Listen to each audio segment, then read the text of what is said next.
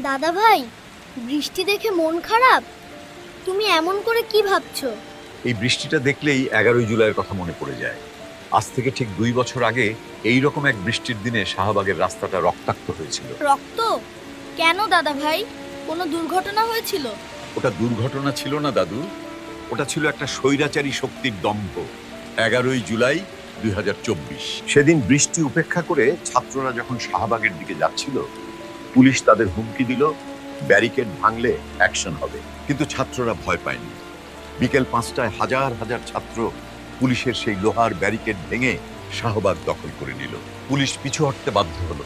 ঢাকার বাইরে ওরা হিংস্র হয়ে উঠল। কুমিল্লা ভিক্টোরিয়া কলেজের সামনে পুলিশের লাঠিচার্জে 30 জন ছাত্র রক্তাক্ত হলো। চট্টগ্রাম, সিলেট, শেরেবাংলা কৃষি বিশ্ববিদ্যালয় সবখানে ছাত্রদের ওপর নির্বিচারে টিয়ার গ্যাস আর লাঠি চালানো হলো। স্বরাষ্ট্রমন্ত্রী বললেন ছাত্ররা নাকি লিমিট ক্রস করে যাচ্ছে। আইনমন্ত্রী হুমকি দিলেন রাজপথে চেঁচিয়ে লাভ নেই। ওবায়দুল কাদের সাহেবরা বললেন এটা নাকি সরকার বিরোধী চক্রান্ত। কিন্তু দাদু ভাই, ওরা বুঝতে চায়নি মেধাবী ছাত্রদের পিঠ তখন দেয়ালে ঠেকে গিয়েছিল। ওরা কি ভেবেছিল ভয় দেখালে ছাত্ররা ঘরে ফিরে যাবে? ঠিক তাই।